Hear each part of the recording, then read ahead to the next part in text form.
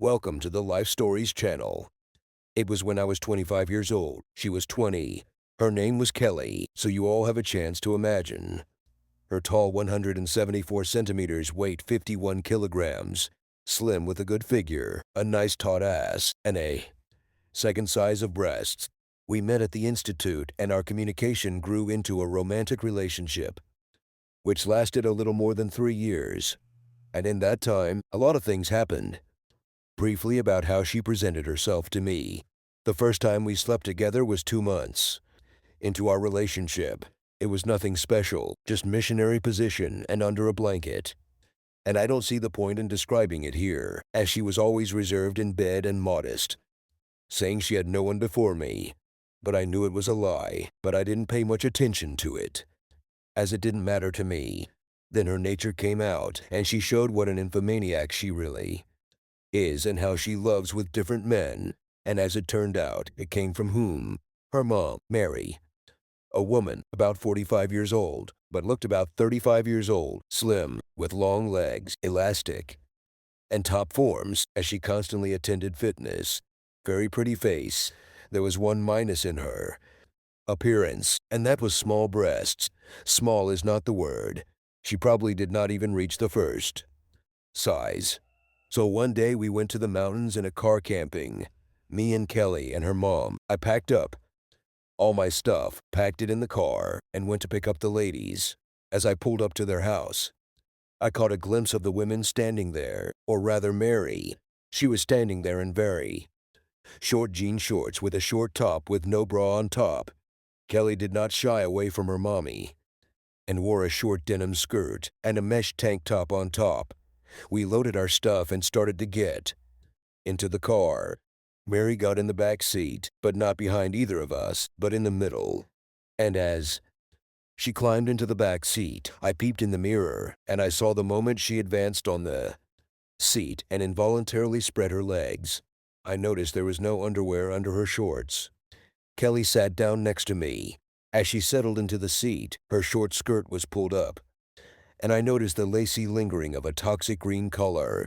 The sight of these two women, and in such outfits, immediately made me feel an unbearable tension in my pants. And Kelly smiled easily when she noticed it, trying to keep our minds off the road. We hit the road.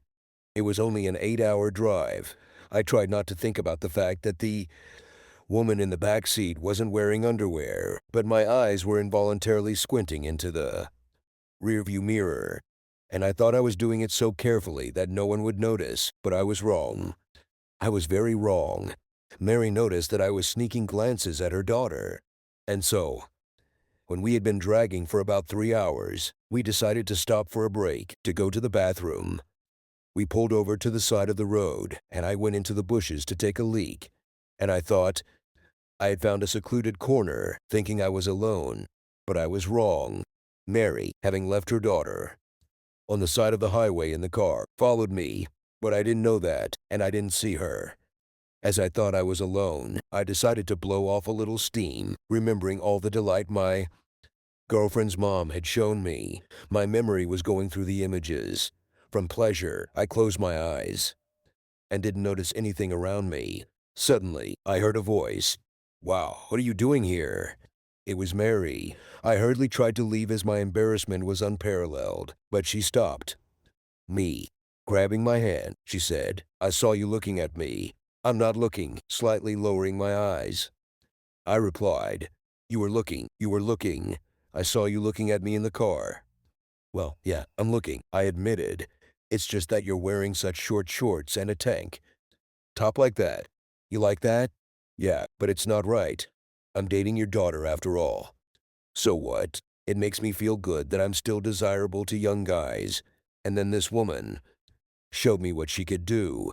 I never dreamed I could do that, except in my fantasy. Then we cleaned ourselves up and went to the car." "Did you like it?" Mary asked. "Oh yes, there's a sequel waiting for you when you arrive." We got into the car. We didn't realize we were gone for about 15 minutes. And Kelly asked, "What took you so long?" I didn't know what to say to that, but Mary took matters into her own hands. "Well, there's not many people in the woods that can molest you. And Tom, that's my name, was guarding me. I see, I replied Kelly, and we drove on. After driving for another 2 hours, Kelly wanted a snack. And since all the bags were in the luggage compartment, the only way to get a bag of food for the road was from the back seat. Mom, get the bag of food. Of course, daughter, her mom replied.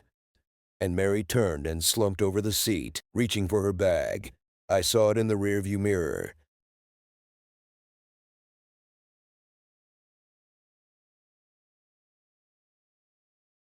But then her daughter intervened.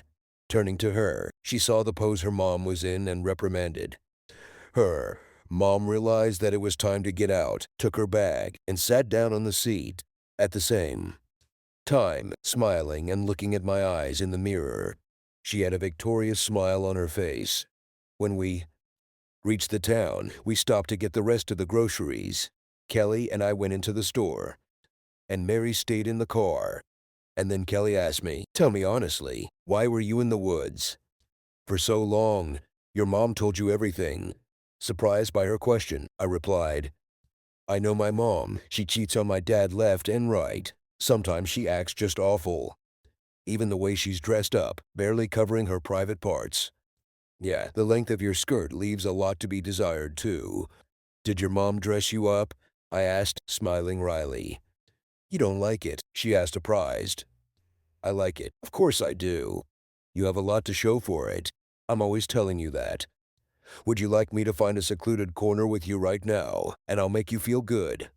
"Yes," I replied without hesitation. We walked by the shelves and stacked the groceries. Kelly visibly wanted to turn me on and was bending over to pick up the groceries on the bottom shelf. It didn't take long for me to react to this. After finishing our shopping, we moved with Kelly towards the restroom, which was in the same building. We went in there and closed the door, and the daughter even outed her mommy. "Did you like it, honey?" "Of course, you bet I did," I replied. "My mommy taught me all that." Kelly replied proudly, and then I blurted out and said, "Yeah, I already figured that out." "What?"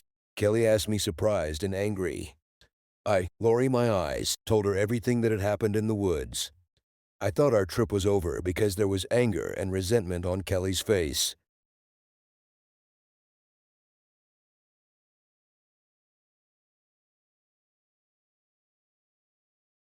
Mary asked, "What took you so long?" "Went to the bathroom," Kelly replied indignantly. "So any luck?" "Almost," Kelly said, looking at her mother unhappily. The mother realized that her daughter knew what had happened in the woods and asked me to get out of the car. I got out, and 20 minutes later, they called me back in. Kelly was already sitting in the front seat and smiling.